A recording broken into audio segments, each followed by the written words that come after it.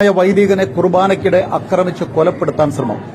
2025 ഫെബ്രുവരി മാസം 1-ാം തീയതി തൃപ്പൂണിത്തുറ ഫൊറോനയിലെ പ്രസാദഗിരി ഇടവകയിൽ സഭയുടെ പരിശുദ്ധമായ കുർബാന അർപ്പിച്ചുകൊണ്ടിരുന്നപ്പോൾ ജെറിൻ പാലത്തിങ്കൽ എന്ന് പറയുന്ന വിമത വികാരിയുടെ ഗുണ്ടകൾ പള്ളി ആക്രമിക്കുകയും വയോധികനായ വിശുദ്ധനായ ജോൺ തോട്ടുപുറം എന്ന് പറയുന്ന അച്ഛനെ പരിശുദ്ധമായ കുർബാന പൂർത്തിയാക്കാതെ മർദ്ദിക്കുന്നതും കഴുത്തിൽ പിടിച്ച് പുറത്താക്കുന്നതും ചവിട്ടുന്നതുമായ ദൃശ്യങ്ങളാണ് നാം ഈ കണ്ടുകൊണ്ടിരിക്കുന്നത്.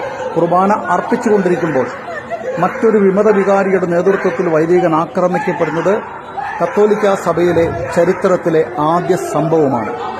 ജെറിൻ പാലത്തിങ്കൽ എന്ന് പറയുന്ന വിമത വികാരിക്കെതിരെയും അയാളുടെ ഗുണ്ടകൾക്കെതിരെയും കൊലപാതക കുറ്റത്തിന് കേസെടുത്ത് അകത്തിടണം.